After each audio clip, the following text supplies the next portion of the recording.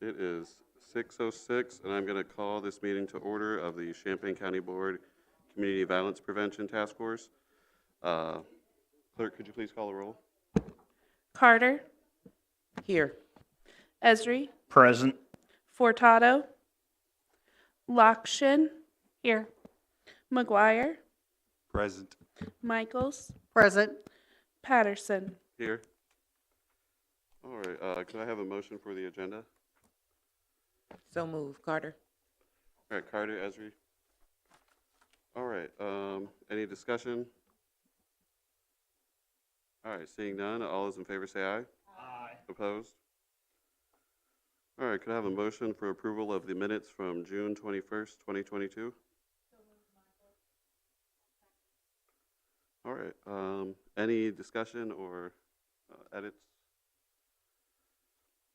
All right, seeing none, all those in favor say aye. Aye. Opposed? All right, next is public participation.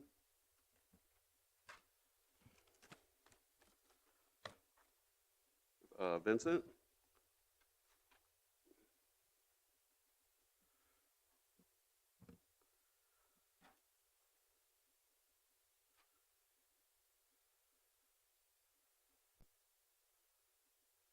Yeah, just push the button in the center. It should light up. Yeah. There you go. Yeah, just right. make sure you speak into the mic. All right. Good evening, everyone. I'm Vincent Andujo, and I come before this county board again as a representative of the Housing Authority's Youth Build Program, and just to reiterate what I have really spoke on before, or even shore up some of the partnerships that have been going on in the community, not only with Youth Build, but some of the those who are in the room today have programs that we have collaborated with in the last well, for myself 3 years, but it's been more like maybe 7 or 8 years with First Followers and Boys to Men, and now Youth Build. And I just would like to let the board know that those in the rooms that represent those various organizations that you may hear from, that we continue to look forward to doing the work of violence prevention and mentoring of young males and females in our community. And in the past, it usually has just been a grassroots effort or a ground level effort without a lot of grant monies or anything like that. But now, kind of seeing an opportunity to help shore up some of the efforts that have already taken place and continue to take place in the community. We just kind of have high hopes for our young people to turn away from the gun violence. And as you know, I had stated before, it takes resources, and not here to come in front of you to beg anything or plead for anything, just to say, hey, there's work that is going on that is, I feel like it's meaningful work. As a person who grew up in this community back in the 70s and at high school through the 80s, and I've gone away and traveled the United States and lived in other parts of the community, other communities doing the same type of work. But I felt a need to come back home and to really shore up my own backyard. And so just personally, it's been a sacrifice, but a labor of love to come back to my own community. But what I would like to see from a lifelong person who's grown up here in this community is, since things have changed, I'm talking about the landscape, and there was not this level of violence when I grew up here. And so to me, it's a huge problem, so that if we can get the help from, the municipalities or in this community, and then we all partner together to try and make a difference, work hand in hand, and continue some of the great work that has already gone on. And Youth Build, we've just started our 5th cohort and our 2nd grant cycle of serving 84 young people on our first grant cycle. Now we have another 84 to serve, and we're happy to do so, but also happy to still do the collaboration with these groups that are here and that will come before you. But my time before you is to just again to continue what has been said before.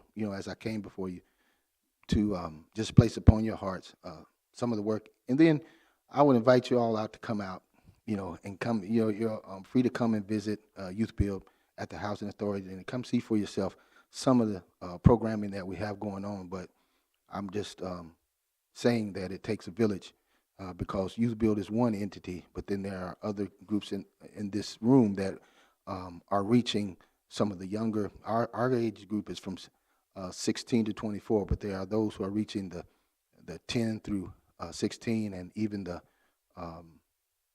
5 to 10-year-olds, and male and female. So we just like for this board to just kind of to know that we're doing the work, but also whatever your decision making is, consider the work that is being done, and hopefully you will partner up with not only Youth Build, but some of the organizations that are going on in the community. Thank you for your time, and I appreciate you for my time slot. Thank you. Next is Carlos Harvey.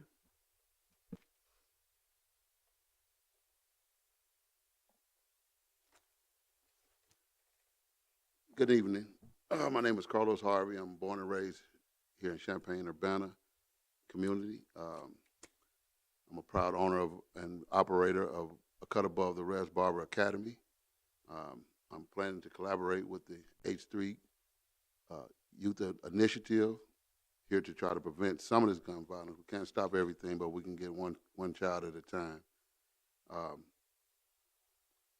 want to start by reading this little article I came across, and it correlates with the mission of A Cut Above the Rest Barber Academy.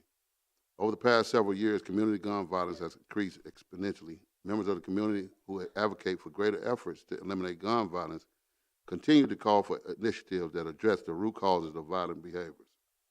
To be successful, gun violence reduction strategies must be focused on those individuals, families, and neighborhoods most impacted by violence in the community.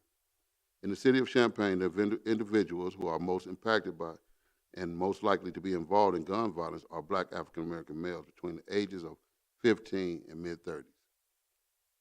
I myself am a victim of gun violence. When I was 21, 22 years old, I was shot in the face with a gun, with a sawed-off. I'm blind in my left eye. But through the grace of God, I'm still here to sit before you, and He's done a work in me since I've been home. I've been incarcerated twice, but since I've been home, I've been mentored by a lot of these young men and women back here, and several other groups in the community. Cut Above the Rest Barber Academy is a barber college designed to train aspiring barbers in the art of craft, leading to licensure as a professional barber. A Cut Above the Rest Barber Academy also houses a shop component providing space for licensed professional barbers to obtain continuing education credits to maintain licensure in the state of Illinois. So with those two components, we'll have individuals in there that's already licensed and already know the ropes, and they can help me train the youth that's coming through there. A Cut Above the Rest Barber Academy will market to males ages 17 to 40, seeking to develop skills and gain licenses as a professional barber. The barber industry is a growing industry. Demand is driven by demographics and population growth. Revenue growth is expected to improve over the next 5 years, rising at an average annual rate of 3.2% to $58.7 billion by 2019.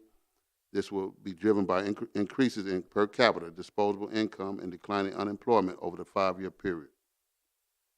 There are an average of 3 barbers per salon barbershop within the Champaign-Urbana, Rantoul, and Danville operating areas. This equates to 30 salons and shops, 3 barbers per shop, 90 working barbers in our market. 90 barbers times 48 480 cuts per month totals out to 43,200 cuts per month capacity. The monthly demand for haircuts is 110,294. The capacity of working barbers is 43,200 cuts per month, leaving a shortfall of 67,094 cuts per month being unfulfilled. 67,094 cuts per month divided by 480 cuts per month per barber, a monthly shortage of 140 barbers. With that number right there, leaving that number right there, I think we can touch a lot of lives. We can change a lot of souls. We can save a lot of souls, change a lot of lives, mindsets. Right now, I think from being, from this community and sitting back and watching, and a lot of this violence is coming from, inequality. A lot of these youth are losing hope in themselves. And my job is to bring back value to their lives, teaching them a trade where they can take it and travel with it if they want to leave the area, or if they want to stay in the area, they can bring value to them, to their lives. Not very many 18-year-olds can come out of high school and become a professional. So I know what it done for my morale, and I know what it did for me in my life. It changed my life and the way I thought. So I want to be that component that can do it to be able to help the H3 initiative, hope, healing, and harm, hope, and healing. Harm, healing, and hope, I'm sorry. But that's what I bring. That's what A Cut Above the Rest of Barber Academy will bring to this initiative. Thank you for your time. Thank you. Marlon Mitchell.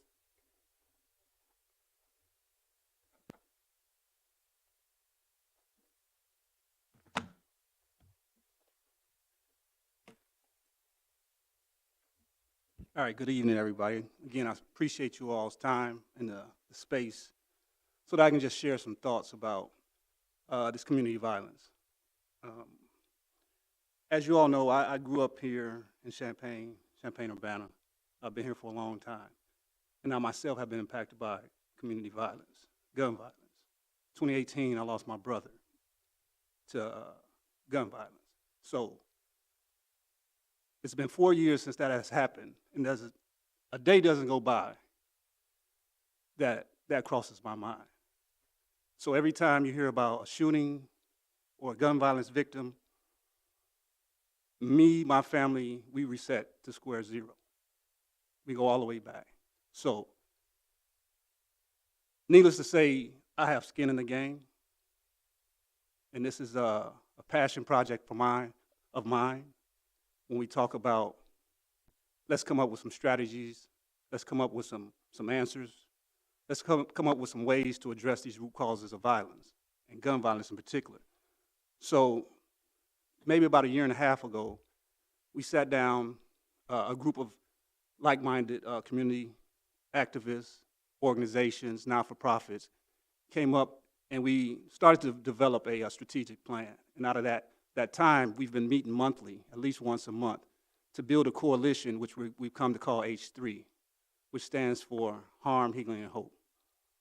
So it really stands for recognizing that we have all been harmed in some way when we talk about the fact of gun violence. And we have to also come up with some ways in which we start the process of healing. And as Carlos said before me, there's a lot of people that's walking around here that are shells of themselves because they don't have hope. They don't know where to start, and they don't think there's no end in sight. So today, one of the things that we've done as H3 Coalition, we've brought together at least 12 MOUs, people who have signed on to the fact that we can no longer work in silos, we can no longer shoulder the entire burden, we can no longer be at each other's throat when it comes to funding streams. So we need to understand that this is going to be a collective effort, a collaborative effort, and not only amongst the providers, but also intergovernmental agreements. And I put that first and foremost because we all know that Champaign has taken the lead already of funding up to, I think, about 11 or 12 organizations who's already doing the work. And so we're one of the first followers, has been funded by the city of Champaign. Now, we've had funding from the county board in other areas. We've had funding from the city of Champaign and the city of Urbana. So locally, we've been funded for the work that we're doing. But now we're in a different space of bringing together a collaborative group of folks that's going to move lock and step in the process of ushering in some of the healing and providing that hope. So on board, as I mentioned, we have 12 MOUs. People who have signed on, people who have been at the table. We've already put together a 50-something page document of a strategic plan for 3 years. And most importantly, we're already doing the work. We've been doing the work. Like I said, 2018, it really came to my doorstep. And I've been doing the work ever since. And some of the things that we want to talk about with H3 are the 5 different pillars. And these 5 different pillars actually, they address the root causes of violence. When we talk about education, which is one pillar, when we talk about counseling and therapy, that's another pillar. When we talk about economic development, that's another pillar. Civic engagement and outreach.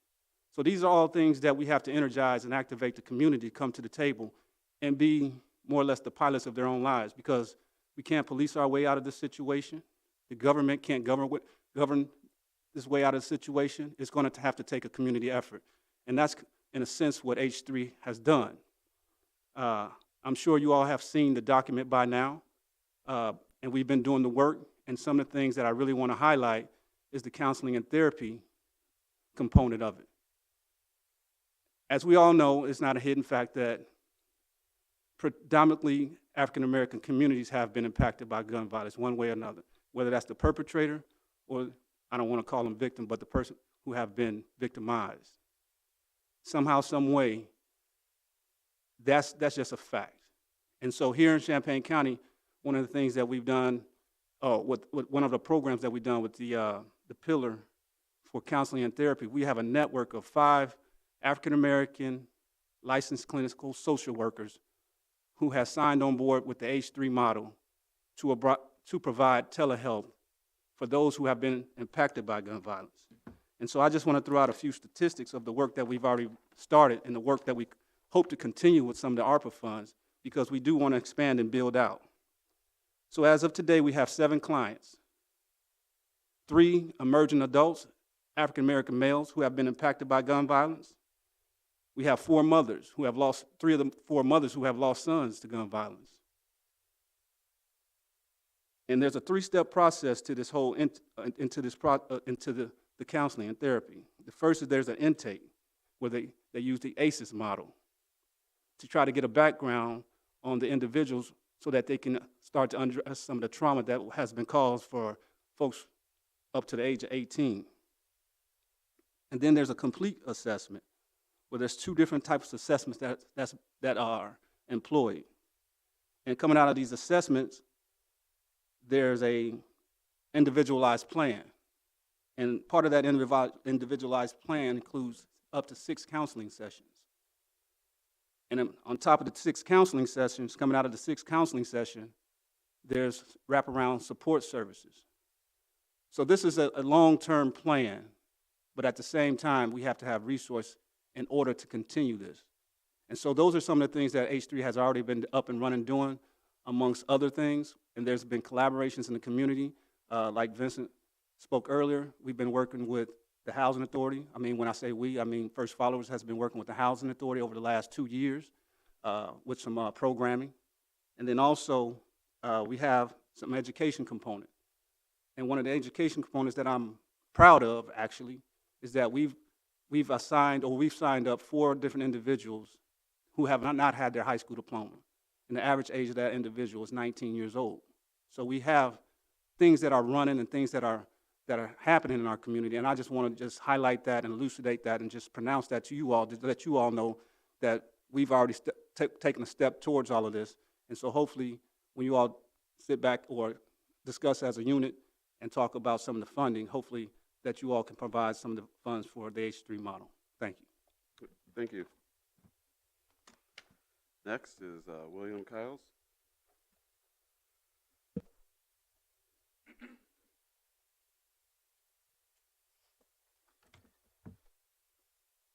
Good evening. It's an honor and a pleasure to be with you today. Thank the Lord for that. Typically, I would get to saying thank you for all of your service and all that, but it's time to go to work. I came here on a mission, and I got to leave with making making this plain. So I think that in our community, we have an opportunity to do some amazing things. I was just sharing with Mrs. Kleppel, when you come from Chicago, I always tell people I didn't live from the worst neighborhood, I didn't live in the best neighborhood. You come to to this area and you see opportunity.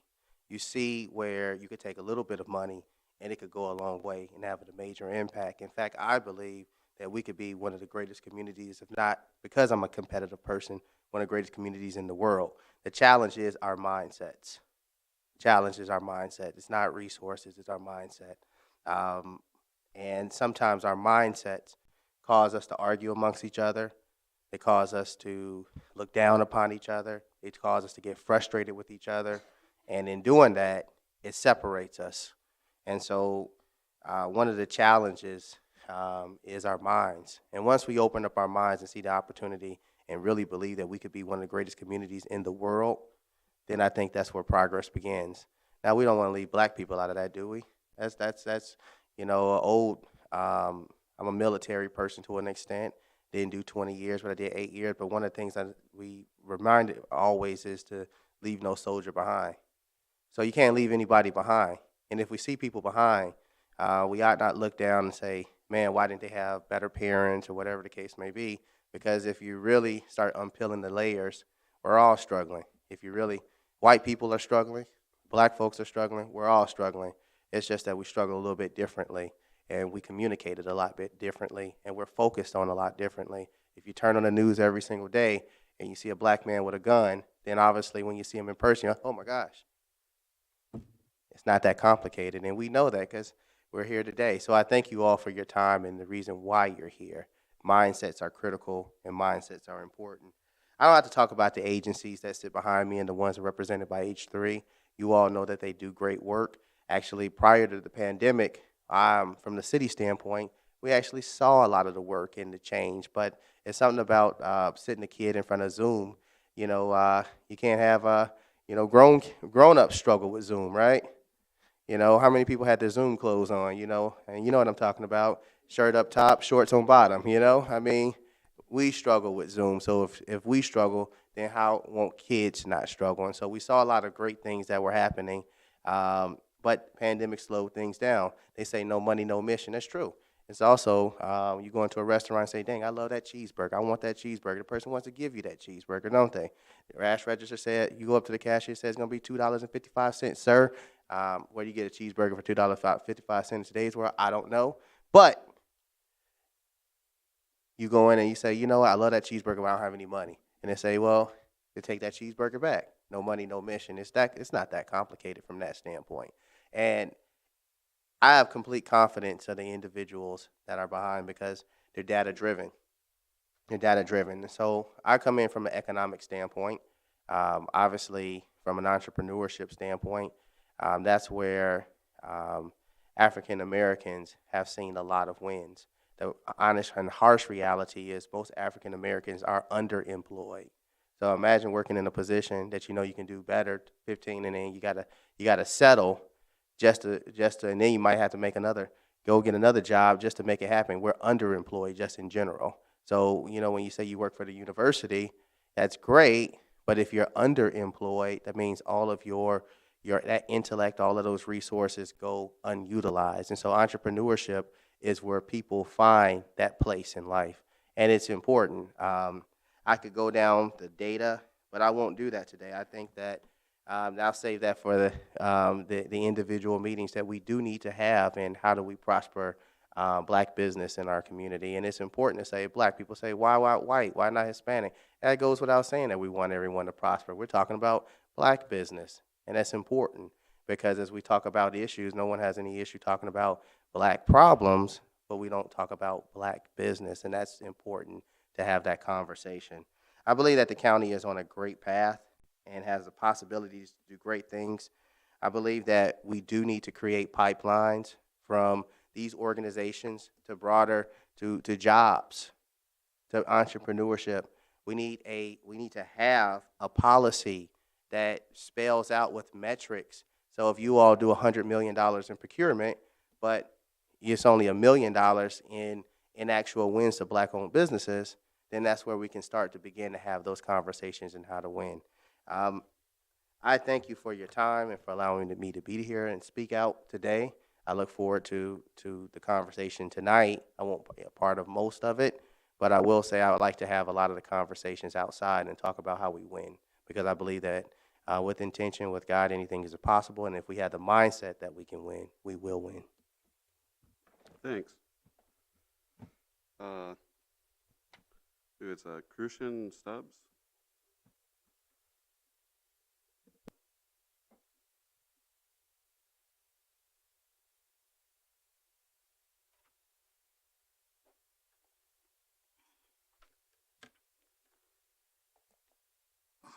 Good evening, everyone. My name is Crucian Stubbs, and I'm with First Followers. And as the previous speakers may have mentioned, we know that it takes a village to nurture and heal a community, which is why everyone has been speaking about this H3 coalition, because it's like a village. You know, I like to speak in particular about one of our stellar programs, which is Go Mad, which stands for Go and Make a Difference. And so as an effort to double down on measures that are proven to be effective in interrupting violence, Go Mad was formed as a workforce training program and pathway for local emerging adults ages 18 through 24 to earn their high school diploma through Penn Foster's accredited online program. One thing we understood early on was that the public was concerned with the uptick in violence, but not so much with the tick of seconds, minutes, and hours that go by that no one invests in these young people. And so to answer that problem with a time-proven solution, we chose to act via collaboration. The city of Urbana, they gifted us a property earlier this year that had previously been sitting vacant for a decade in hopes that we could renovate it and bring it back to life. In addition, we have a partnership with the Housing Authority's Youth Build program, which you've heard earlier, in which we have an agreement with a private owner to renovate property, ultimately creating more affordable housing within the community, while also allowing the Youth Build students to gain valuable experience by shadowing our more experienced Go Mad students. The way we see it, offering job training, providing employment opportunities, and creating affordable housing is how Go Mad daily attempts to heal social harms in order to provide hope within our communities. And as a last note, I'm also a student of the university here, which, as you know, is one of the top engineering schools on this planet. Well, we at First Followers try to mirror that excellence in engineering by building bridges of betterment, streets of success, and pathways to progress. However, in order to build effectively, you need tools. Well, today we seek those tools and resources from you needed to keep going with the work that we have been doing, are doing, and will continue to do. Because if not us, then who? We're up for the challenge. I thank you for your time. Thank you. Next up is Heather Rose.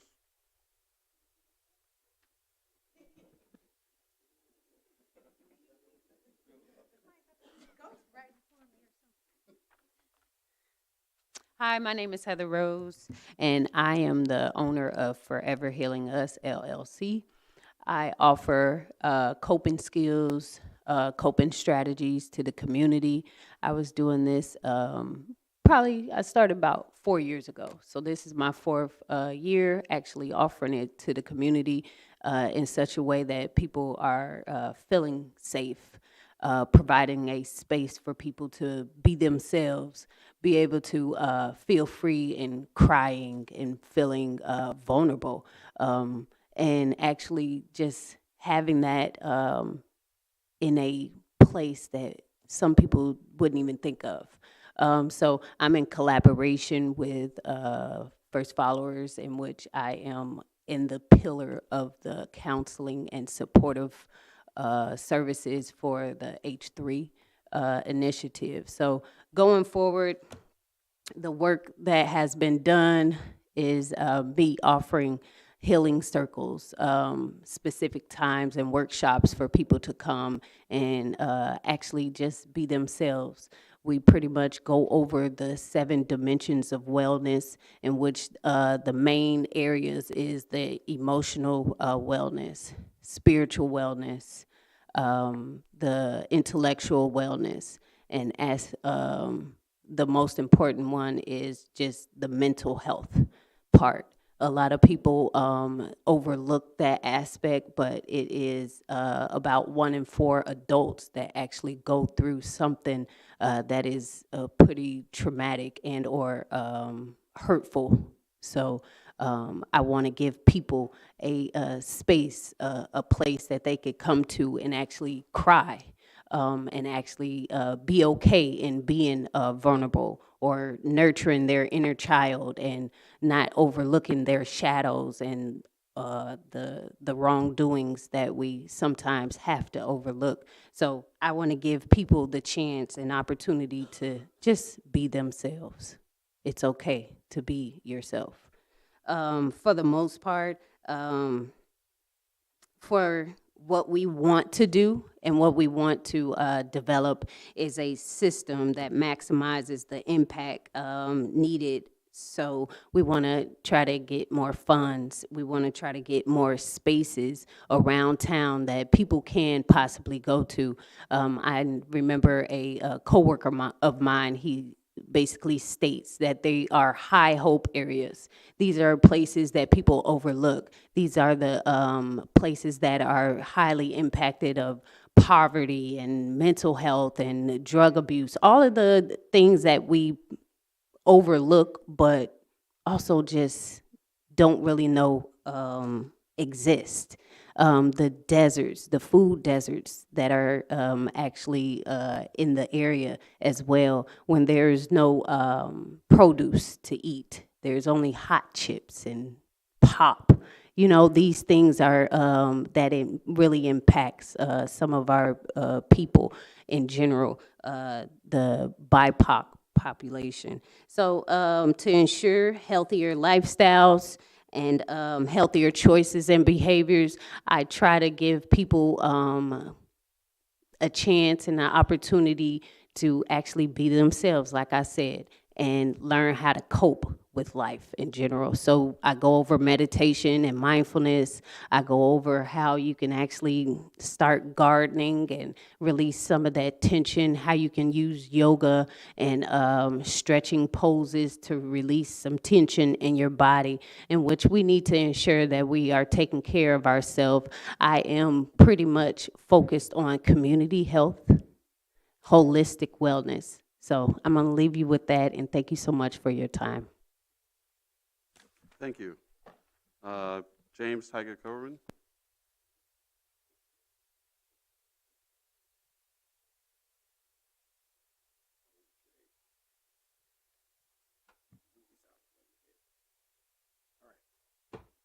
Okay, thank you, and thank you for allowing me to speak today.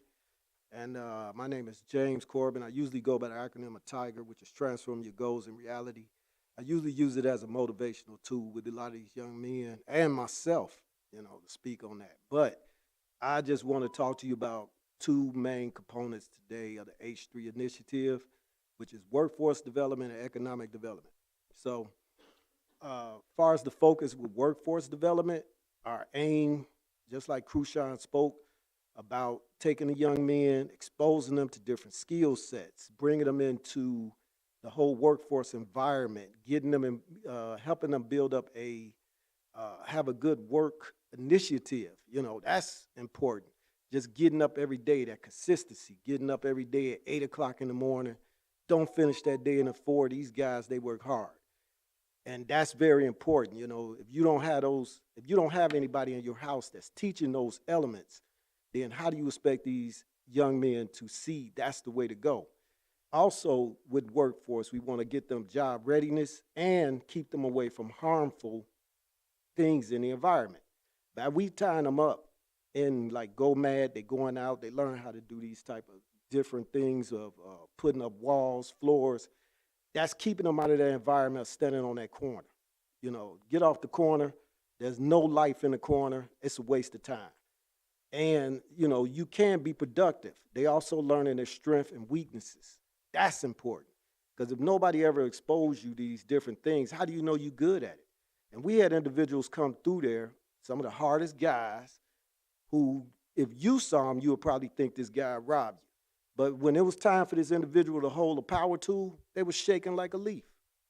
You would think they was holding a gun.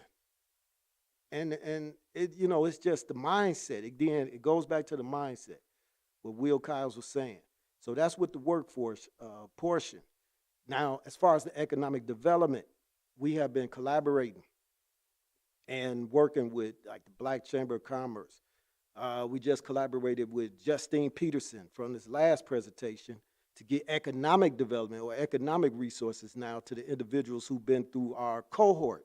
We collaborated with the Business School of Geese, where we could do these trainings at the university to bring all these components together to make one sort of resource band and them operating in one perspective. So with that being said, our goal is to, one, you know, participation. We had 20 individuals go through the program. We also did the entrepreneur with the chess, teaching the young kids chess, as well as entrepreneurship. And we also are looking to build other programs in collaboration with other organizations. This week, we're going to actually meet up with Sheldon Turner's group and do some type of collaborations there. So the idea, like you said, is to bring all the components together and create a system that could combat a system that's failing right now. Like Carlos was saying, the youth are failing. They feeling like, hey, they losing hope. And that's true because everybody is struggling now. We see gas prices. It's crazy. Food prices. I can't afford the chicken no more, man. So, I mean, I'm just serious. This is really getting out of hand. So what's going on now? We're in the fourth industrial revolution, right? And these jobs are going to be going away. So we need to have more of these type of programs coming up that's going to face this, or else we will be looking at more things where the youth are they just gonna go there and take it. But I think if we keep doing the work that we putting in, and we putting in hard work, long hours, I think we continue to see these positive results.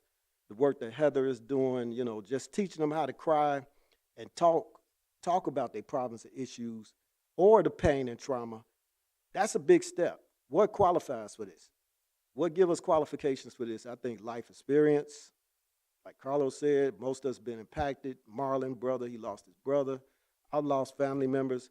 I got a 357 shell in my back right now, L1, right? That left me paralyzed in a wheelchair. So from there, I had to redevelop my life. I had to figure out which direction do I go. You know, am I gonna just let this take me out, or do I continue to grow? No, I went on and I finished a master's as well as other education, and I'm trained in many other areas. So that's all I'm gonna say is just that I think we here now just to remind you that resources are necessary. We want to continue this work. We want to grow this thing, and we want to move forward and then bring in other organizations as well as whoever want to work with us. You know, we are not strained at anyone who don't want to work with us. I mean, we welcome all. I don't think there's anything, you know, negative that somebody could say unless they're just to actually offset this thing. So I'll leave it there. I thank you for your time, and I'm out. Thank you. All right, is there anybody else that would like to participate in public comment? All right, moving on. Communications. Does anybody have any communications? All right, one thing I just want to, I guess, mention for the record. I believe it was a story today. It wasn't in Champaign County, but in Danville. A 14-year-old boy was shot and killed. I think it kind of really puts into perspective what we're working on here today. We have Lily Walton here from the Housing Authority. Sorry, next agenda item.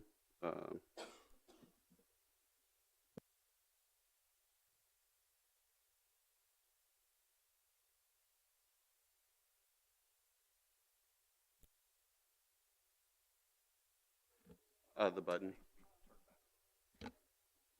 Good evening. The PowerPoint isn't up there. Do I? Is that? Yeah, it's up there now. There we go. All right. So good evening, Council, and thank you so much for allowing us to come back. The Housing Authority was here during the affordable housing ARPA allocation session, and we were asked to come back to present the supportive services and the other aspects of our proposal during this session. So we have put together a PowerPoint kind of addressing some of the same things that we discussed with you all previously, but just going in depth a little more. Tamika Couch was supposed to be here, but she wasn't able to make it, so it's just me tonight. So the Housing Authority of Champaign County, as you all know, is a municipal corporation organized under the Illinois Housing Authority Act. The jurisdiction of HACC includes all incorporated and unincorporated areas of Champaign County. Our three biggest programs are the Housing Choice Voucher Program, commonly known as Section 8, the Rental Assistance Demonstration Program, formerly known as Public Housing, and we are affordable housing developers with over $100 million in affordable housing constructed over the last 5 years. In 2022, we set out advocacy priorities, and during the study session for ARPA, we presented some of this information to you all, but there has also been some advancements or developments since then. So infrastructure, of course, is one of the Housing Authority's top priorities, and also investing in affordable housing as a long-term asset for our community. Expanding housing choice and developing outside of the commonly oversaturated, low-opportunity communities. Source of income protections, which was recently just passed with House Bill 2775, which protects tenants from landlords discriminating against them based on their source of income, whether that's Social Security, disability insurance, having a voucher, child support, alimony, or any other type of non-earned wages. Governor Pritzker signed that bill he signed it into law. It should be effective on January 1st. And so the Housing Authority will be developing some information and some talking points and documents so our clients understand their rights as tenants, and how landlords can't discriminate against them. Housing affordability, at really analyzing market trends and making sure that our payment standards are competitive with those of the non-subsidized communities so that we can continue to push our clients out into the higher opportunity areas. Violent crime reduction, creating safer neighborhoods at our properties as well as for our voucher holders, and also through our Youth Built program. And racial equity, investing in housing equity with public-private partnerships. So a summary of what we've requested from the board the opportunity area landlord incentives, $170,000 in that, and I will break these down further as well. Tenant damage reimbursement for $25,000 and supportive services for $300,000. So communities of color, as you all know, are impacted by structural inequalities rooted in racism. And I did pull all of this information from a report from the Educational Fund to Stop Gun Violence from March 2020. So structural inequalities are policies, social structures, and norms set by institutions in power that prevent individuals living in impacted communities of color from gaining equal access to opportunity. These structural inequities often perpetuate the root causes of gun violence. Structural inequalities are caused by racist policies that target communities of colors and create segregated and underinvested neighborhoods. These inequalities fuel gun violence. Black Americans are more likely to live in hyper-segregated, poor neighborhoods with underfunded public services, poor housing, less economic opportunities, and limited healthcare access than white Americans. In addition to underqualified instructors, high-poverty urban schools face problems of outdated curriculums and dilapidated facilities, which impact student development outcomes. So to accompany this data, I also wanted to bring back an image that I presented to the county board during the study session, which is the racial dot map of Champaign County, which really drives home those this one specific, I want to go back, that Black Americans are more likely to live in hyper-segregated, poor neighborhoods and with underfunded public services. So when we're looking at where the Housing Authority has all of its vouchers, where we have the most crime and violence in our communities, and where Black Americans are segregated or hyper-segregated in. This is the racial dot map of our community, which really shows that. And so while we're asking for the funds that we're asking for to be able to incentivize landlords and do the things that we're doing, this is the purpose of it, because we want to push our clients, our low-income families, out of these communities into higher opportunity areas where they can truly thrive. So the Opportunity Landlord Incentives is focused on moving families into higher opportunity communities throughout Champaign County. HACC in the last several years has created a program to where if you move to a higher opportunity area, we increase our payment standard, meaning we increase the amount of money that we'll pay for the unit. Just because we know that landlords in higher opportunity areas charge a little bit more for their units, so the Housing Authority will cover the cost of that. So to help this opportunity area incentive that we're presenting or proposing, we believe it'll help reduce the voucher program stigma, for one, by incentivizing landlords. Once they get their first tenant in and they realize that Section 8 tenants are not as bad as they think they are, it will help kind of reduce some of that stigma that a lot of our clients face as far as not being able to find stable or suitable or decent housing in our community. Economic stimulation for small landlords, which is important to the Housing Authority as well, because we need our landlords. We want our landlords to be able to continue to maintain their properties and continue to provide more units for the clients that we serve.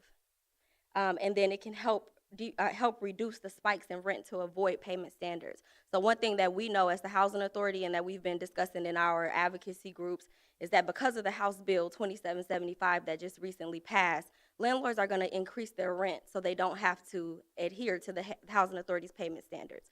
So an example would be a tenant could have a voucher and the landlord can no longer say, I don't accept a housing choice voucher, but what they can say is the rent is higher than what the Housing Authority will pay. And that not only affects our tenants, that affects everyday average people who have to pay the rent that don't have a voucher. And so by doing some of these things, it helps. It's a ripple effect. It helps everybody. Because if we don't do it, I understand the perspective of why incentivize landlords for doing what they should already be doing. But if we don't do anything, then our clients are going to continue to suffer, and they're going to continue to live in poor quality housing in these same oversaturated neighborhoods and these same oversaturated communities.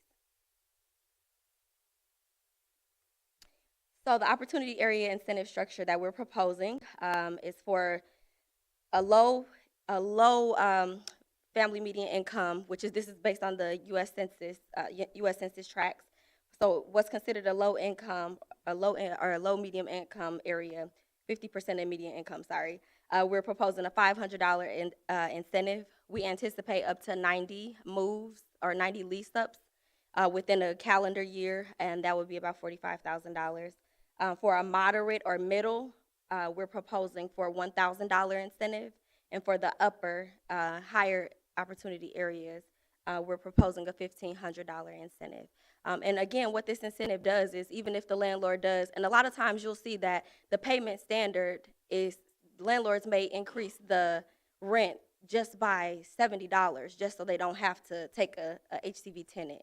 And so if we could propose to a landlord, that same $70 could be covered in this $1,500 incentive. We could get that tenant, we could get that client in that unit in a higher opportunity area, in a safer neighborhood that would be better for their families. So just to put it in, in that perspective, I think it's a well worth the investment. A tenant damage reimbursement. This is another strategy, I guess, we developed to try to reduce the stigma of the Section 8 voucher program. We don't see very many units being damaged, but we do hear landlords saying they don't want to rent to our program because they feel like the Section 8 tenants are going to destroy their property or this or that. And so what we're proposing is just to have a risk mitigation fund that we can advocate to landlords and say, if in the event that your unit is damaged, the Housing Authority can cover up to $1,000. One of the contingencies would be that they do have to release to another voucher holder to that unit if we did cover that. And so we put that in our proposal as well, and we anticipate providing this incentive to approximately 25 landlords. I don't even see us providing that many people with the with the incentive for the tenant damage reimbursement. But we want to just have a risk mitigation fund that's available for landlords so we can continue to direct, just put more positive information out about the program. Supportive services. So our supportive services policy, or our model, really addresses the income inequality aspect, which is, as we all know, one of the root causes of gun violence.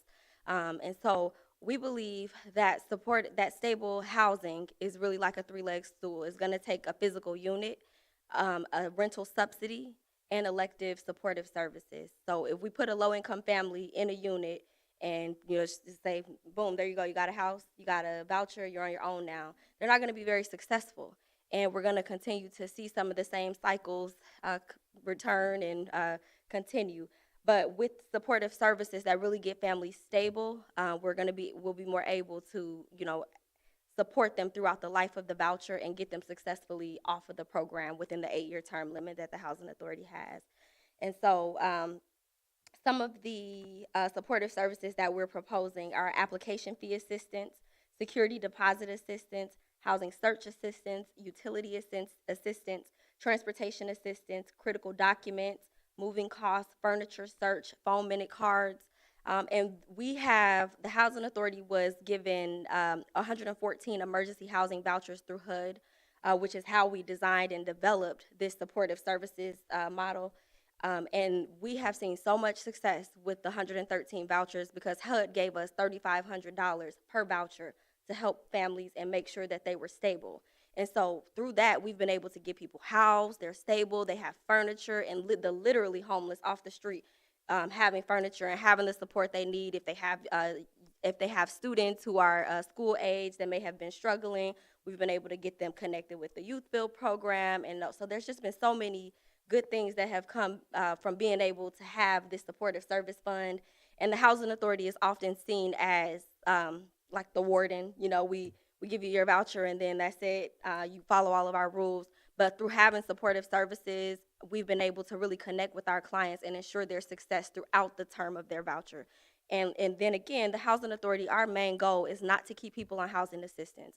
We're moved to work. So we want them to come onto our program and be done with our program within 8 years. And throughout that 8 years, we want to make sure that they have all the tools that they need to be successful. And part of that is going to be supportive services. And that is all that I have. And I'm open to any questions if you all have any questions for me. Thank you. Anybody with any questions? Jim? Thank you, and thank you for all the work you're doing with the families. I know housing is a bit difficult issue right now. It's hard to find homes. So how many people are currently on the list waiting for? On our wait list? Yeah. We have approximately 1,000 people on our wait list right now. Right. Next question has to do with the ARPA funds being limited in time. So, because I like the plan that you have for moving people up to different apartments and those things. What happens with the rent after the year or so when the program runs out and then they don't have that boost in rental payment? So what we have done, we wrote into our 2022 Move to Work plan through our Move to Work Authority with HUD to be able to have landlord incentives. They're not on this scale of an incentive, but so we wrote in to have a program where if a landlord decides to lease to a Section 8 tenant and then that Section 8 tenant leaves, and then if there's a make-ready time for the unit that landlords typically lose a little money on. And then, so during that period that the unit is vacant, the Housing Authority will pay up to 80% of the contract rent. If they agree to release to another voucher holder. Mm-hmm. And so we have, so that's one of the programs we developed, as well as we have I think we've done up to $500 for new landlords to join the program. And so what will continue this would be a start if this proposal was funded. it will be a start to get landlords interested and to get them involved in the program. But what will continue it are the other incentives that HUD has already approved for us to do through our Move to Work authority. Okay. Thank you. I don't want to move somebody up and then have them struggle with their rent. Right. Appreciate So are these programs mandatory for tenants to take while they're having the Section 8 voucher, or is this something that is optional for them? You said, are they what? I'm sorry. Excuse me, I'm sorry. So, the program that you just named, the Move to Work? Move to Work, Mhm. is that an optional program, or are tenants encouraged to take that program? or Move be to Work is a mandatory program for Okay. everyone who is 55 and under or non-disabled households. Okay, and the whole goal of that is to hopefully, when that lease is up, that tenant should be making more money, hopefully? After 8 years, so we have an 8-year term limit. So our goal is after 8 years, you will be self-sufficient. And then we also have we have a self-sufficiency program. It's called Shift that helps. It's goal-based and it's all designed around self-sufficiency categories such as education, employment, financial stability, and there are pay points, and we can pay up to $16,000 after that. You know, they kind of like if you get your high school diploma, that's like $700. If you get a college degree, that may be $1,500, and we hold it in escrow until that client leaves the program, which they have to do anyway. And so people can earn up to $16,000 on that program. And so, but they have to be self-sufficient. So they have to prove that they're self-sufficient. They no longer need the voucher, and they're going to be off the program. So, that's new. So after 8 years, they no longer can get the Section 8 voucher? No. And we do So have the that's a good option of a incentive. 2-year term, a 2-year extension for, you know, if you had any particular hardship during your time on the program. But it is, so it's been since 2019 Okay. or 2017 that the term limit was put in place, I believe. And that kind of puts a little fire to their butt to get Exactly, right and do what they need to exactly. do so they can make more advancements in life. So that's Exactly. awesome. And the ultimate goal is just to really serve more people. We want the program to turn over so we can serve people as they need the assistance and not throughout their lifetime. We know I came from Lake County Housing Authority, and I had families who would literally like pass the voucher down. Like grandma had it, mom had it, daughter had it, you know, and so we don't want to see that here in Champaign County. We want our families, we want to turn over the assistance so we can help the most people and get the most people self-sufficient. And in the past, Housing Authority have not included job training programs, where I kind of looked at it as, well, what are you having them to look forward to? And so, Mhm. like you said, you got generations of people that are graduating from the voucher program and not accumulating any job skills. So I think what you're doing is great. Thank you. Diane? Hi, thanks. I just have a question, and it might be part of my ignorance, quite frankly, that are there other programs or incentives for people that are not using Section 8 within the Housing Authority? I didn't know if they had another way to offer these incentives to people that weren't part of Section 8, that maybe just, you know, short-term or needing some help or something of that nature. The Housing Authority does not currently offer any programs that to individuals that are not our clients, with the exception of our Youth Build program and the job training components of the Youth Build program that we offer. But we're not opposed to it either. So. Anybody else? I have a few questions. The amount that you listed for the opportunity incentive, what is that? Is that like a one-time payment? Like how does that? It's a one-time payment at the time of lease up. Okay, okay. So it's like a bonus for them. Yes, like a bonus for the landlord. And do you know how did you guys like create the incentive zones? Is it by like census block or? Yes, it's by the census tract. Okay. For specifically for the supportive services, for your ask, how many years do you anticipate that could, from that funding, it could go on for?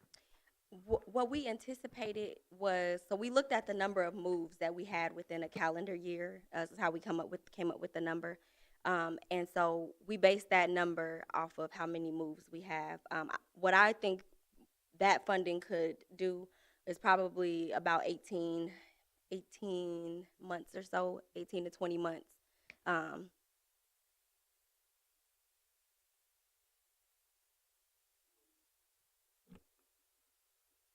Yeah, I think that's all I had. Thanks for presenting. I mean, I'll say in your slide on the supportive services, when you listed all the things they do, it's, I work at the township and try to help people get into places a lot of times with vouchers, and you hit every single hurdle that we come up to. So that's really, yeah, obviously there's a lot of thought was put into it. yeah, absolutely. Well, thank you all so much for letting me come today. All right. Yeah, thanks a lot. All right. Next on the agenda, we have discussion of funding plans and recommendations to the county board. You guys, I mean, we do have all of the packets or the proposals or presentations of everybody who's sent us information, and then also on the orange sheet, you can see it breaks out how much each program is asking for. I don't know the best way to go about this, but I guess just to kind of jump through to talk about the ones we have. We have Dream House. Let's see, it's an organization that's been around for a while. The first follower is H3. And I guess to clarify that this isn't, one of the main things First Followers does is reentry, mentoring and counseling, but this program is beyond those types of services. So this would be, a diversity of things in addition to the reentry work they're already doing. The Urbana Park District Wellness Center, that I guess would be pretty close to this building. The Vision to Succeed Manhood, or Camp Manhood, and then obviously the Housing Authority, we just saw a presentation on those three. And the HV Neighborhood Transformation, which they had, we have their letter here. It was a memo they had sent us for our first meeting. Anybody have discussion, like points they wanted to make? I was actually, if you don't mind, ask Ms. Furtado, how much money do we have this year, and did we split that up between this and next? Right, so, Thanks. so we have 1.5 million in this category for this year. We've already allocated $100,000, I believe that's correct, for the gun buyback program. So we have $1.4 million from this year. As we discussed, the Democratic caucus intention is to put 10% of the ARPA money in its entirety, which would be $4.1 million across all of the years. So for example, one of the things that we can talk about in this committee is, do we want to fund out? So for example, we just found out that the supportive service or the opportunity era landlord incentives would do 20 months. Do you know what I'm saying? So we could fund it all from this allocation. We could move some to next year's allocate. You know what I'm saying? The same thing for the First Followers. Their budget is for all 3 years. Their budget for this year is $547,000. Right, so like that kind of thing is one of the things that we can do. Maybe I'll throw this out as a suggestion. Like, do you want to just maybe go down the list and see like what the temperature is of everybody for each thing? Or I don't know what like the best way. Yeah, I'm not sure of the smoothest way to do this. Yeah. And I was going to say that, Go sorry, on, Ann. that's part of my question is, how are we don't have that much, and this is 6.3, almost 6.4.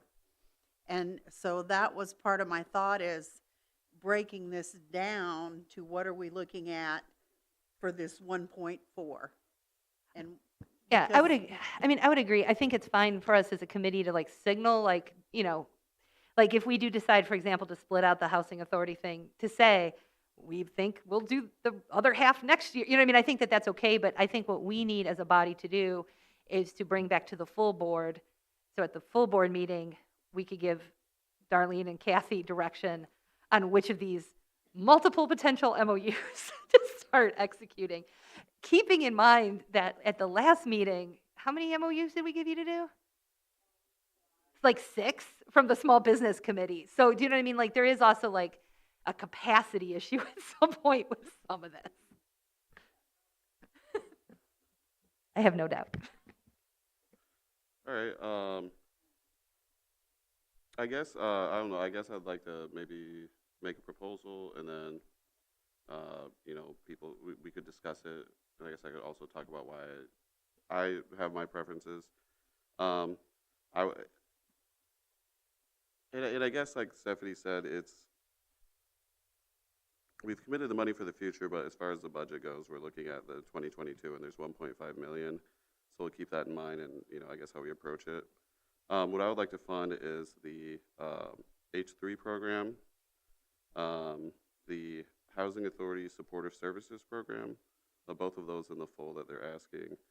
I'd like to do the landlord incentive with the Housing Authority, but I think that I'd like to fund it at half the rate, and then kind of hear back from the Housing Authority if it's effective, like if it's you know, something that's working. Then we could, you know, reconsider down the road. And then also the Dream House funding. I think that that's a really good program. And I think that for specifically for the no, for the landlord incentive program. Oh, I'm sorry. Yeah, I was saying that I'd like to fund Dream. I think all of the program. I think that, you know, I really like what First Followers has presented to us in creating, I think kind of an issue we have is where we have like a silo effect in agencies, and so to have something where you're having not only collaboration amongst agencies, but hitting a diverse sort of set of goals or diverse sort of set of needs.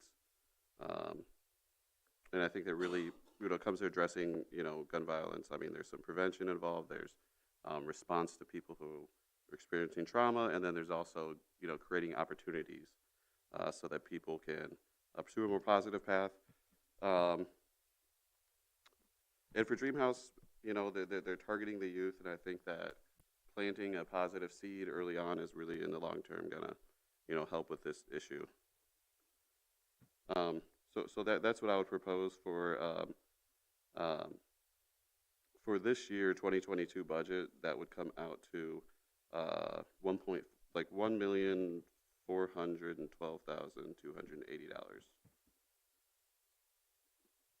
But yeah, that's what I think. Seth, do you have a question? Jenny? Were you looking at H3 at the year one? Okay. Yeah, that number is for, so the rest of the programs, it would be the full amount they're asking, but for the, for H3, for this fiscal year, it would be just what they said they needed for this year. You basically nailed what I was thinking, especially after hearing all of the presentations over the past few months, looking at everything that we've been shown, and listening to you talk about how it's opportunity, so it's housing and it's employment that are the biggest drivers of success, and where somebody can be diverted away from gun violence and ending up on the corner of getting into trouble. But also something that Heather Rose said earlier, that the spaces, the high hope areas, made me think of Dream House too, and creating that, you know, playful atmosphere and respect for youth. It just makes me think hope. So yeah, those are the ones that I was also leaning towards, and I would support that proposal as well. Diane? You got to know I'm into the numbers here, Kyle. So once again, if I hear, and trust me, I am a huge supporter of Dream. It definitely touches the northern end of the county, folks, which I want to see this money moved all over the whole county, to be honest with you. And Dream does a great job in our area, and they also couple with the Park District here in Urbana from the presentation we heard. So I'm all for that. But then the other 900,000. So I think, if I hear you correctly, how much were you thinking for First Followers? And then how much for the Housing Authority, which I'm in support. I'm just trying to get my numbers figured. So for First Followers, their full ask across the years is 2.7, Mhm. but for year one, it's 547 to 80. Yeah, sorry. Oh yeah, it's in the I'm using my cheat sheet, they're in the Kyle. packet. I could give you a page number in a second. Oh no, I think. Oh, Thanks. yeah.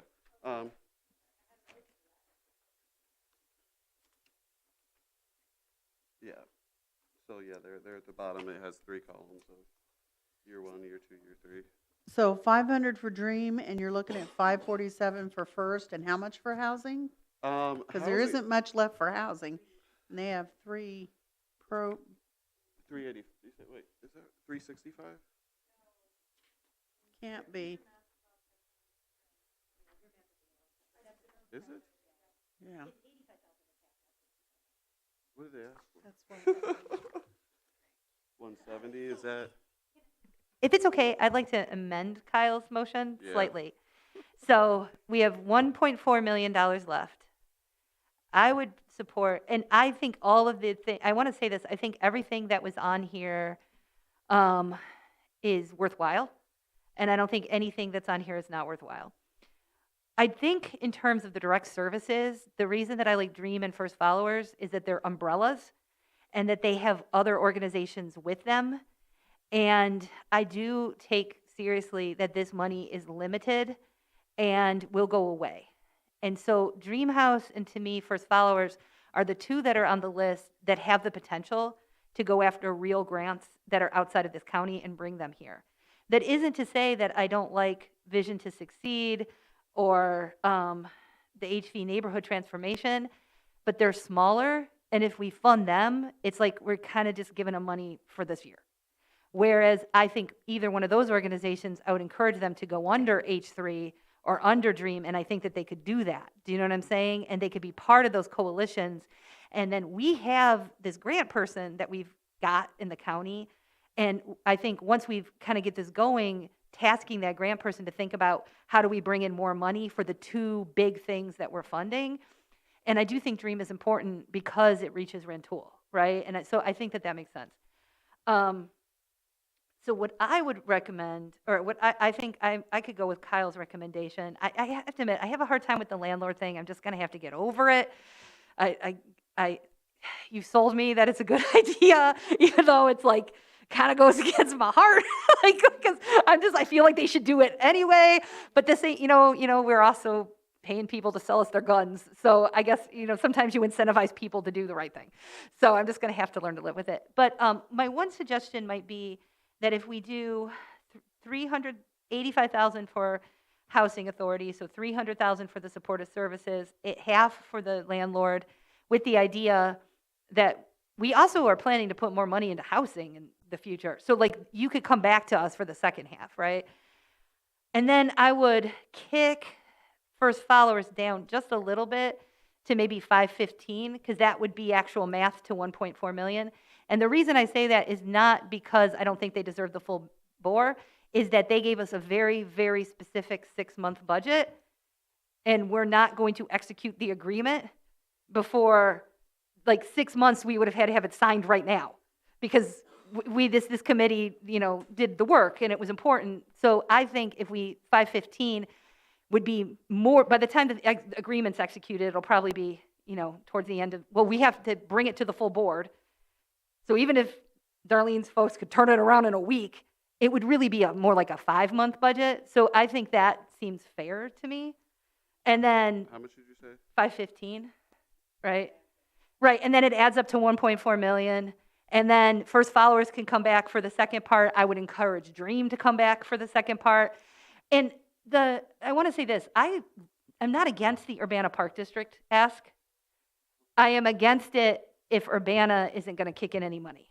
Like, I do not think we're first to the table. So if Urbana comes back and says, we'll give you money, next year, come back and talk to us. But if they're not, it's not even next year. Let's be real, we start the budget process in August. So come back to us and start next month. You know what I'm saying? Like, but I feel like without knowing what the city of Urbana is doing, and as far as I know, they've not made any ARPA allocations, that it kind of puts us in an awkward position, because, you know, this is more money than we even have in the entire category to give to one building in Urbana without knowing that Urbana is going to give anything. I don't think that that's fair to us as a county. All right, I'll stop talking.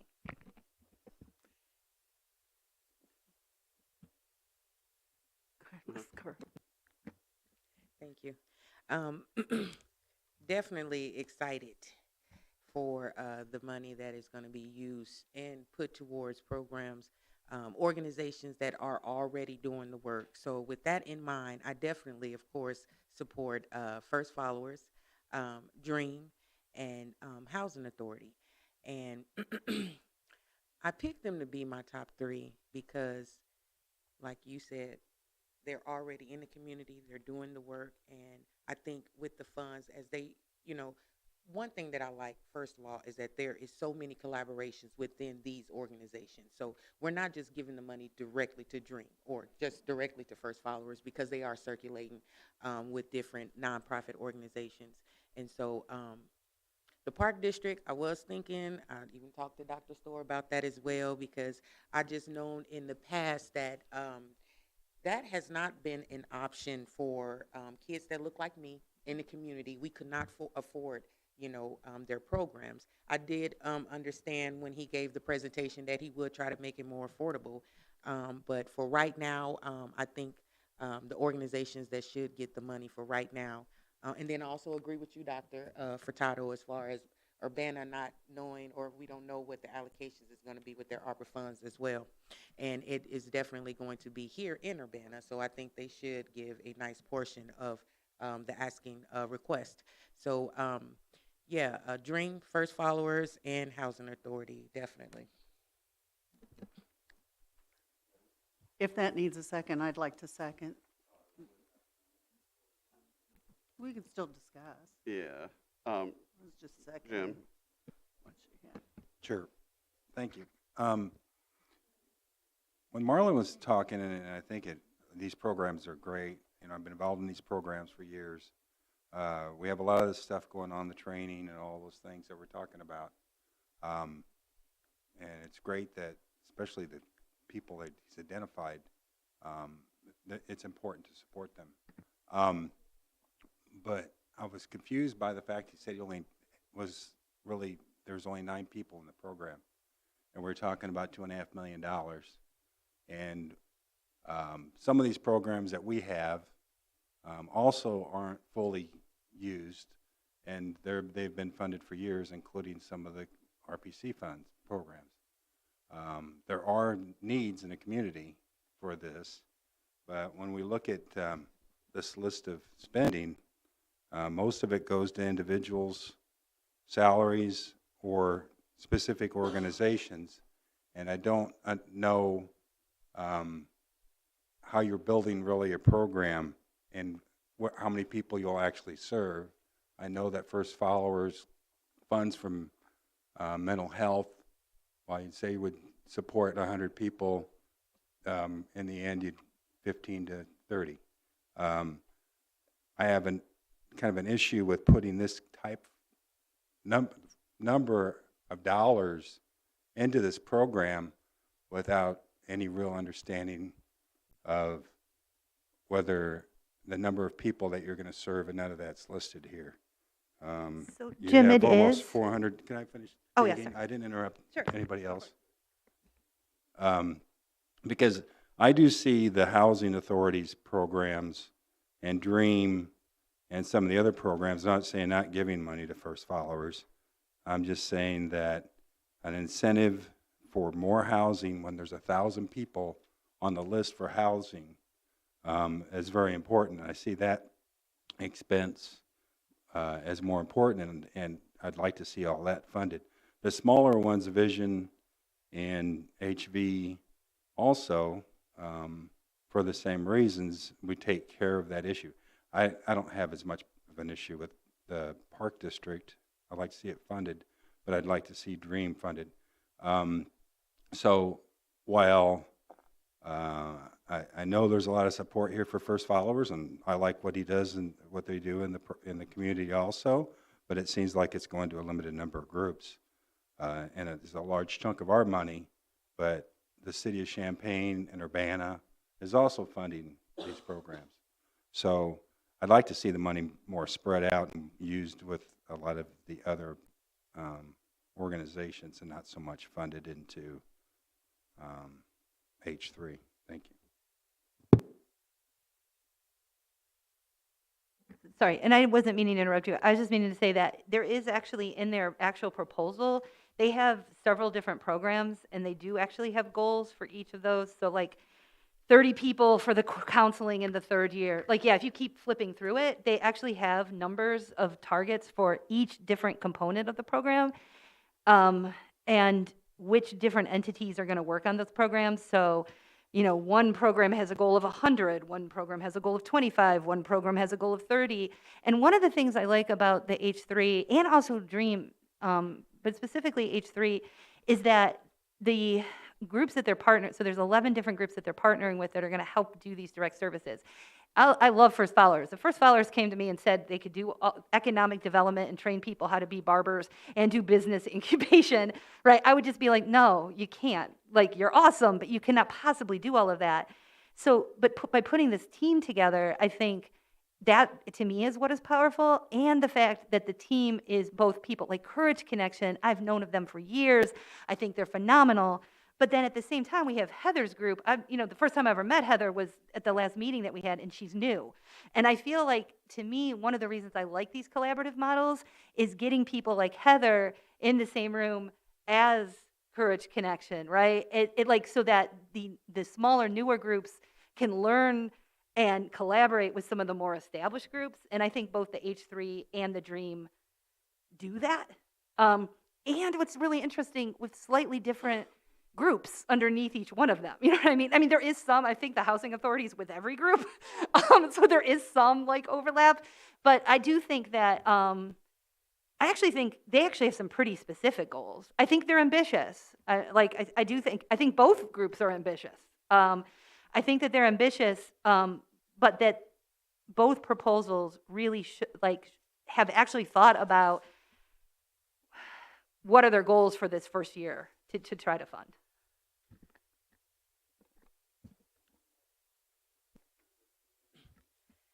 I just wanted to add to Jim's remarks. We do have programs in place right now. They are not helping the targeted race of people, which is right now our focus is on African Americans. We are losing kids at a tremendous rate due to gun violence, which is death. I think the whole goal of DREAM, First Followers, and Housing Authority is to give these young people and their parents another way of living, options to accumulate job training skills so they can be better providers for their families. I don't know no other nonprofit organizations that are doing that. Do you? I don't know anything through the Regional Planning Commission that have job training skills programs. So I do know there is. Yeah, the workforce. Is that through the? Okay. And I personally tried to get into that program and was denied. Okay. So I know that their focus is not African American. Anyway, I'm telling you from my own personal experience. Anyhow, I feel like these nonprofit organizations are in the community doing the work, and they have a track record. And the whole purpose is to better the family as a whole, and I think that is their goal, and it's been their mission, and I think they will continue to do even greater work with the funds, with the ARPA funds that we give them to broaden their horizons. With those funds, they will be, I think, they'll be available to more people, and that's what we need. So thank you so much. I just, out of curiosity, I've read this before. I don't know if you've seen the City of Champaign blueprint. The City of Champaign blueprint for gun violence reduction.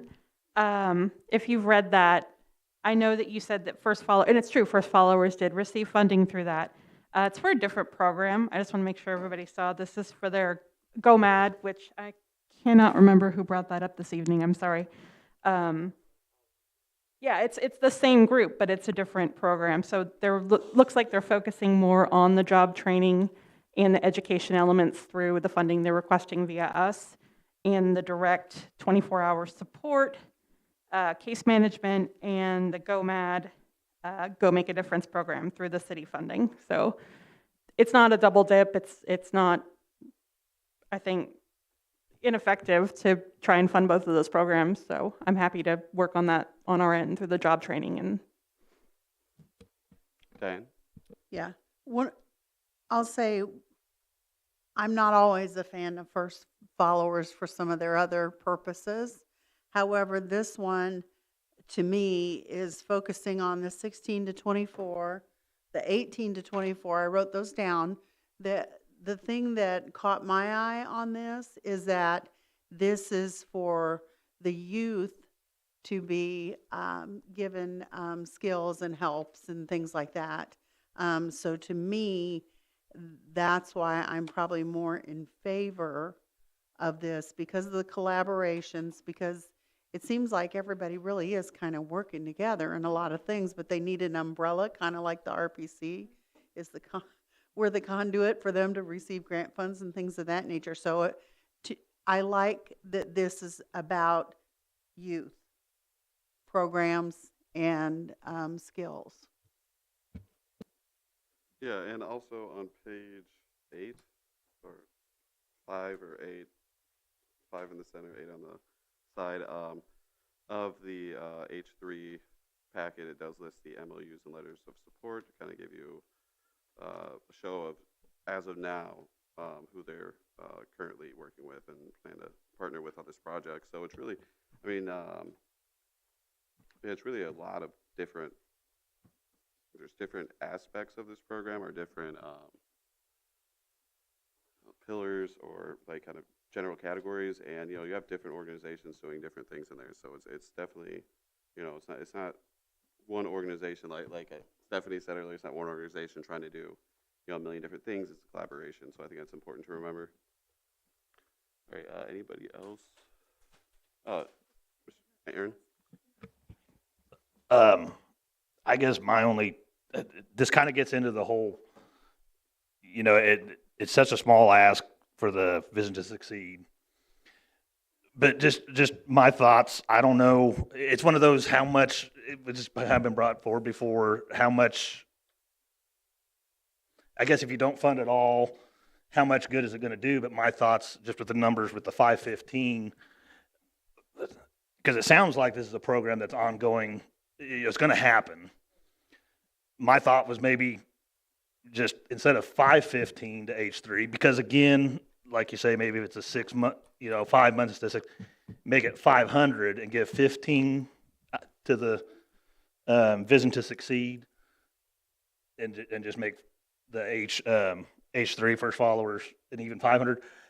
I don't know. I mean, it's one of those, how much good does it do if it's not fully funded, but yet it's a judgment call. I know, and I'm not saying that no one else sees the benefit of what this program can maybe do, but it is a beginning program. So it's, where do you put the money? I mean, so I'm just throwing that out there as a thought. I mean, I'm not saying the proposed putting 515 to the H3 is bad. I'm just,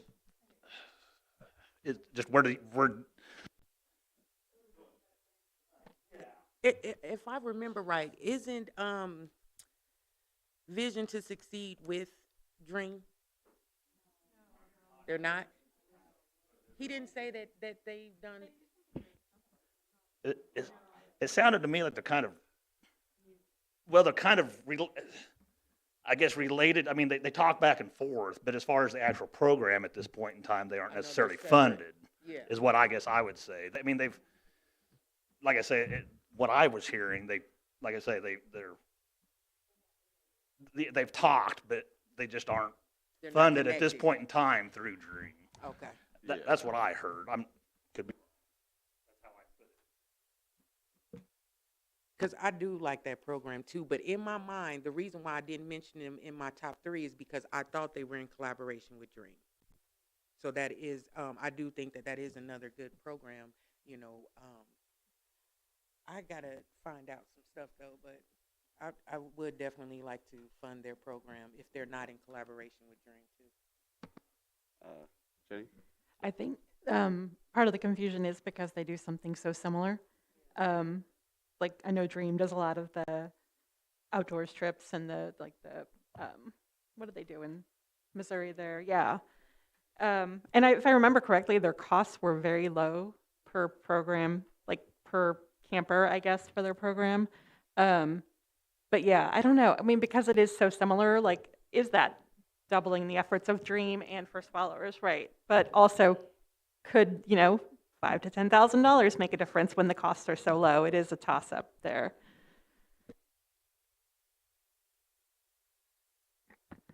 I could live with it either way. That's a tough one. And I hear what you're saying. I do think if we do that, we're just kind of saying, well, that 15 grand is a one-off. Do you know what I mean? Like, is what the goal is to get everybody into the umbrellas, you know what I'm saying? So that they could go after, and maybe that could happen in year 2 type of thing. So I could live with it either way. But, yeah. And that's the thing is like, because we want to incentivize people to come to the umbrellas, you know what I mean? And I don't know. Okay, thank you. So it seems like we're moving still the same direction with H3, even though we know that mental health, they didn't meet their goals there either. So are we at least going to talk about maybe some metrics for the spending that they would meet, so the next amount of funds for the next year, if they haven't met those metrics and serve the people they said they were going to serve, that would mean that there would, the funding would be moved to another program that might be able to serve the people they're going to talk to? Well, yeah, every single one of these programs that we're doing with ARPA money has an MOU put in place. So, right, so the $250,000 that we did for the immigration services had an MOU that was put in place. All of the things that y'all came up with, the small business, right? So all of them, yes, will have metrics, and they all have to report back because we have to report to the federal government. So do we yeah. know what the metrics is now for this program that we're getting ready to give $500,000 to? Yeah, I mean, it's laid out in the proposal.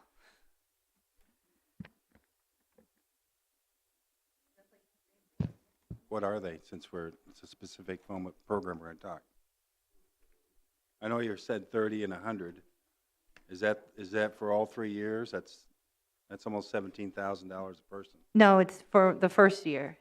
So 130 times 3? Okay, so that was just a couple of the things. So that they, I mean, there's a whole proposal that's written in here that you could read. I'm looking at it too. I just can't find the page that you note that shows the number of people that they're going to support. No, I can't find that page. Page 2 and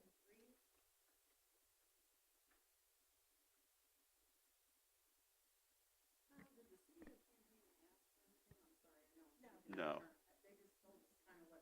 Yeah. Yeah, the city of Champaign was just like, here's categories, here's money.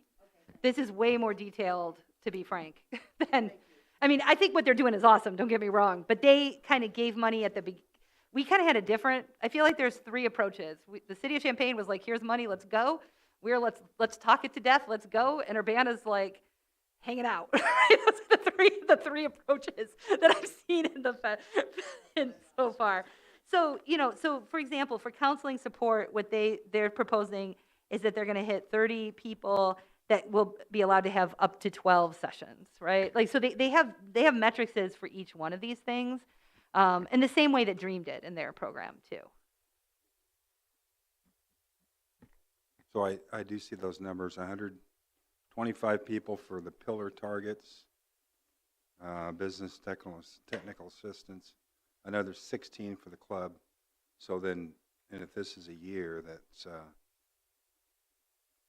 somewhere around 170 people a year. So that would be the expectation for them to meet to continued funding? I don't think that's how any grant works, Jim. It's very common that agencies will set certain goals, and they might not, reach that goal. But I mean, we're not talking about, giving like they're not going to be necessarily for all these programs be spending money like giving directly to individuals. So I mean, if they're not able to perform an actual program, just like any grant, just like mental health board has every year, and just like RPC does every year, that money would need to be reimbursed. But Well, and we do have to reimburse it if it's not spent properly. And I'm thinking of the mental health program, and that if they want to continue programming, they have to meet the goals of the program. Should be required to at least meet half.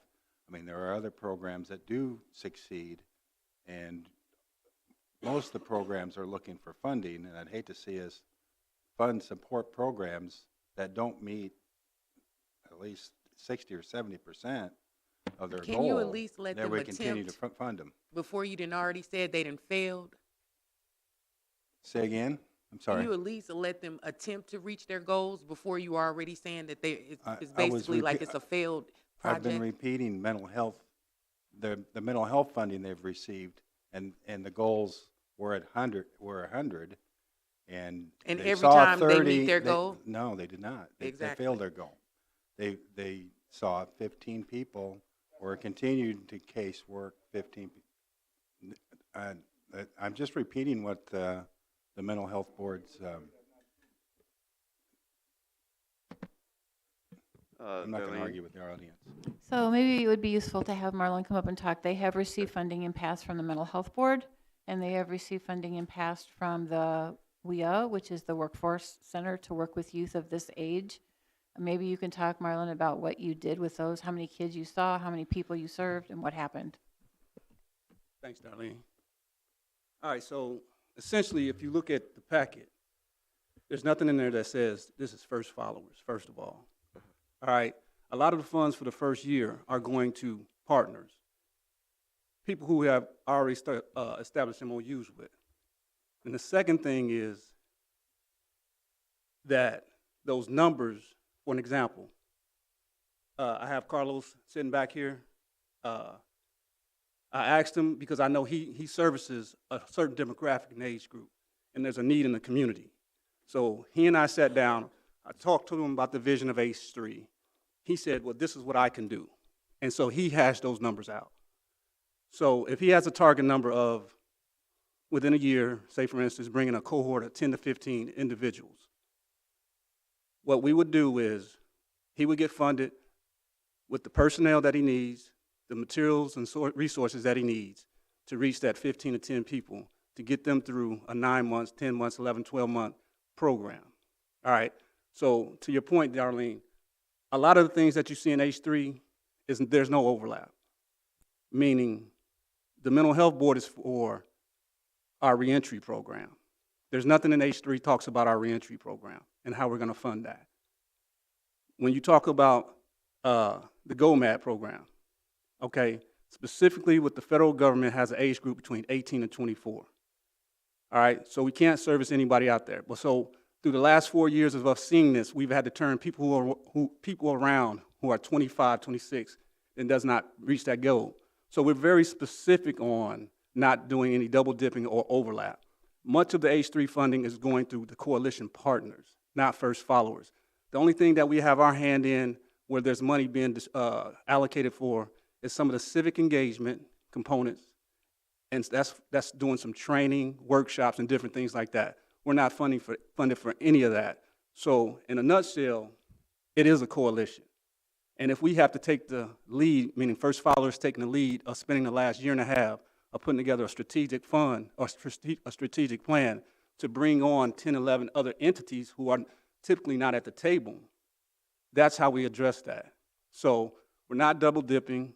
Some of the measures that you're talking about, Jim, about how we're not meeting our goals, those are not true because we've always reported and we've always been renewed and refunded Because if that wasn't that case, we would not have been renewed or refunded for the last 3 or 4 years that we've been working with the Mental Health Board.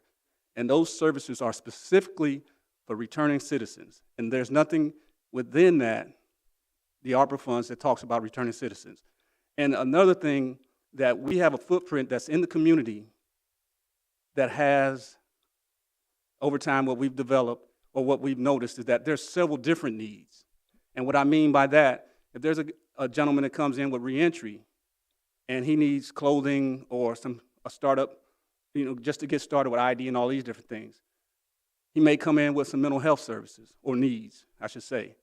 So why wouldn't we reach out to Ready, Set, Go, who is part of the H3 coalition, that we can refer him to get the services that he needs? Or if there's a young man that's in our GOMAD program that we know that he's been impacted by community violence, whether he's been a perpetrator or been victimized, why would we not sit down with Ready, Set, Go? Why would we not, if he does not want to go into the building construction with GOMAD, but he wants to be a barber, why would we not refer him to a cut above? So what we're essentially approaching this as is a community-led coalition that's collaborative in a sense where a lot of folks have come to me personally, knowing that they have skin in the game, but they have not been able to get to the table like we have had to do in our last 4, 5, 6, 7 years. So my whole thing is about not overlapping any kind of the services. My approach is about building capacity with the community leading that. And so with that being said, we can go and we can talk about the numbers. You can ask any questions that you have, because again, we put together this, we've been talking about this since at least 16 months. And so just rolling this out at this particular time, we are doing the work. And what I mean by we are doing the work, some of the numbers that you heard me speak about earlier, is those are folks that's working without getting paid. I know everybody that's sitting around this circle has a job and you expect a check. But we're at a point in time, well, most of us, but we're at a point in time where the work has to be done. And if we're going to sit back and haggle about what pot of money is going where, the situation, the circumstances that we're seeing in our community are going to continue until we put something together to do the work. Ready, Set, Go is doing the work, right? They're doing the work already, and that's in-kind donations. And so I could not, with a straight face, fast forward this a year and a half and expect them to still be around the table and expect them to continue to do the work if they're not getting paid to do the work. And this has been identified, and when I say identified from a mental health standpoint as a person of color, we know that there are very limited supplies here locally or regionally with mental health services for African American therapists, psychiatrists, down the line. But we've been able to develop a network of licensed clinical social workers of 5 African American females who understand the issues that we have in our community, are willing to come into our community and put together something because 2 things. They understand the need and they trust the vision. So there's no overlap. Thanks, Marlon. Thank you. I can also say when I write the contracts, when Kathy and I look at the contracts, we have written them in a variety of different ways. And contracts are usually not written with all the money handed out up front. So we do either monthly payments or quarterly payments, things like that. And we do expect that we will see reports in the interim time. So if we start to see problems, we'll let you all know.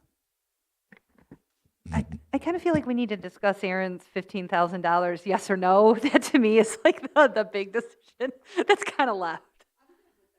I'm fine with it either way.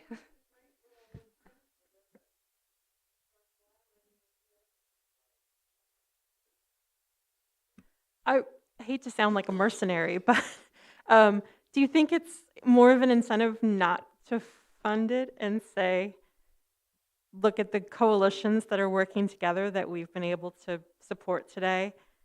And then, I don't know, that sounds really harsh. Even coming out of my mouth, I'm like, I can't believe I'm saying that. But yeah.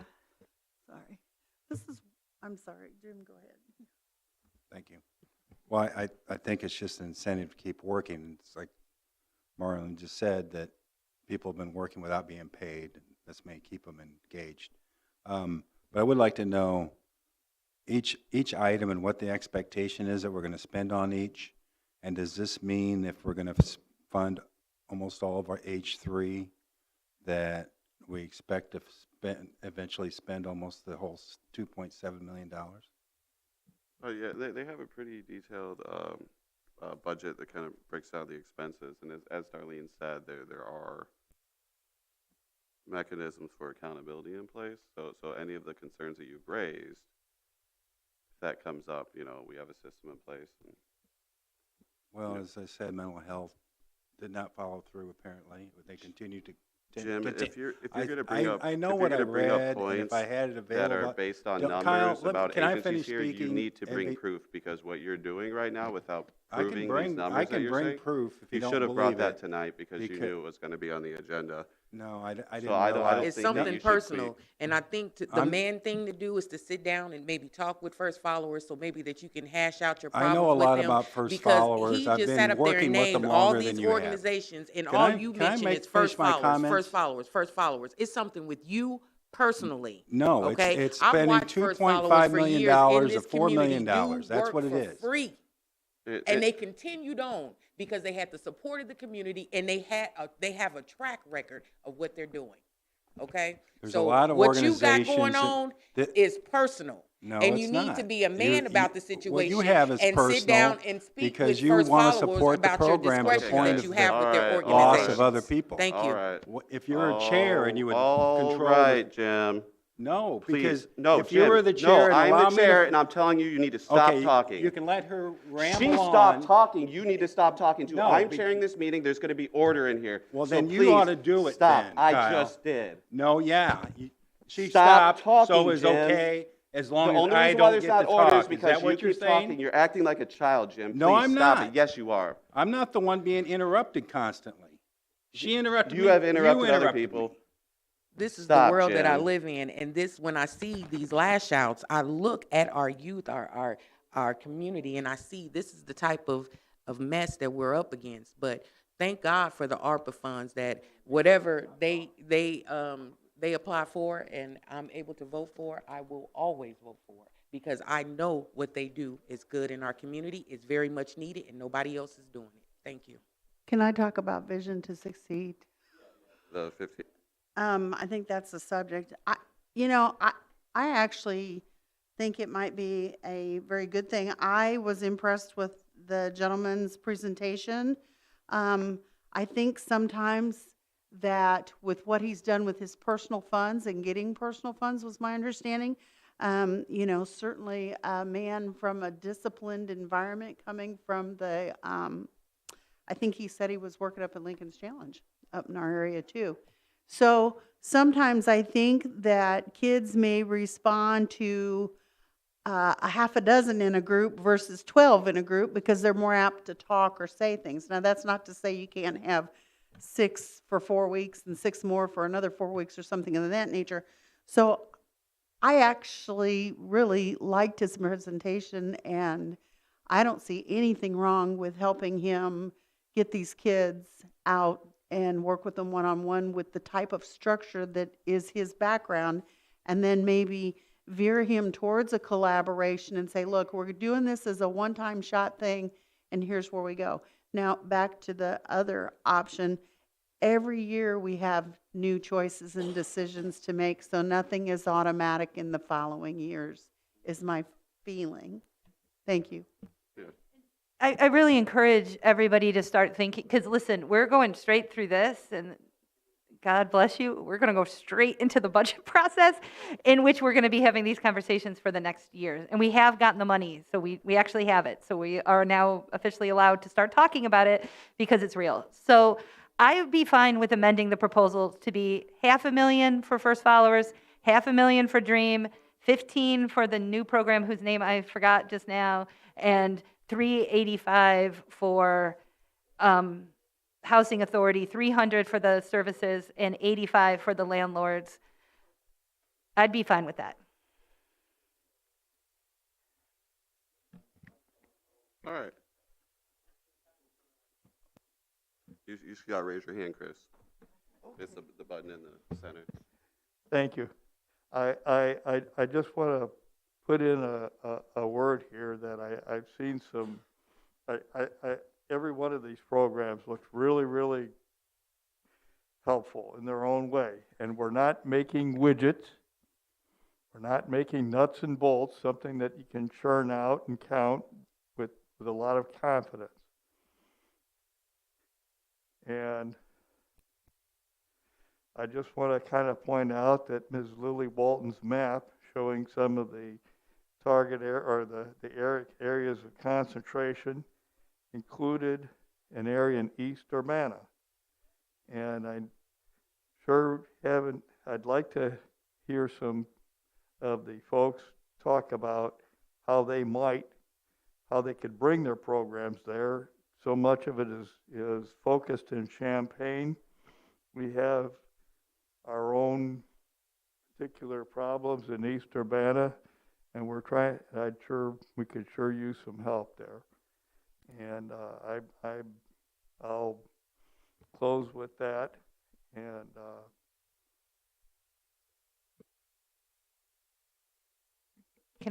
is it cool if I just call the question? Yeah, that's what I was thinking. I mean, I think that it would, yeah. Because my pain medicine is beginning to wear off for the evening.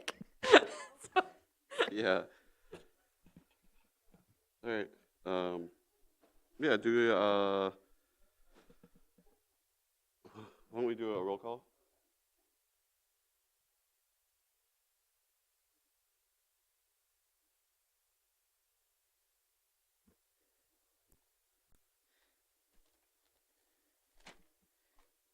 Can I verify first the numbers that you're voting on? Yeah, absolutely. Okay, so I have 500 for H3, 300 for the HACC supportive services, 85,000 for the landlord, 500,000 for Dream, and 15 for Vision to Succeed. Is that what we're voting on? Yeah, that's what I have written down, and I believe that the total comes out to. I have 1.4. Yep. Okay. Are you ready for roll call then? Yes. Okay. Carter? Yes. Esri? Yes. Furtado? Yes. Lakshan? Yes. McGuire? No. Michaels? Yes. Patterson? Yes. All right, so that is our recommendation. Even looking like if we were to plan on funding H3 for the additional years in the future, the overall, my count, which is probably off now, but it's around 3.6 million total. And I guess if you include the 100,000 that we spent, that would be 3.7 total. So that gives us $400,000.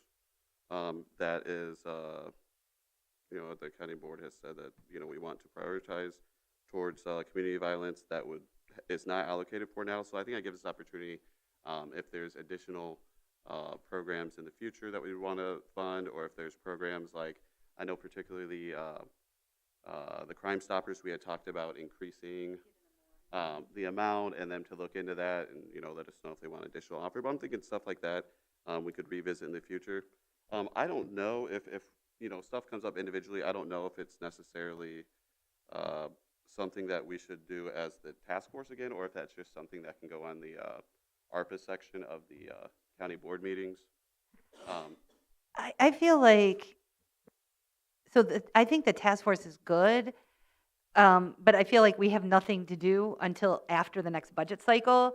So I feel like we reconvene the task force, and if we're all still on this board, as of yet, I don't have an opponent. I think there's 2 more weeks for somebody to file.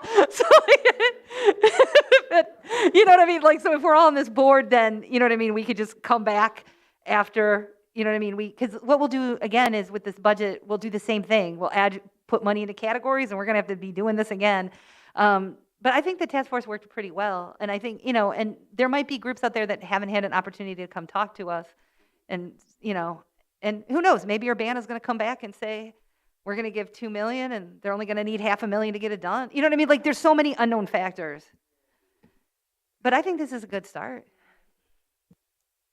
Yeah, so I guess for the last agenda item, future meeting, TBD, to be determined. All right, and seeing no other business, call this meeting adjourned.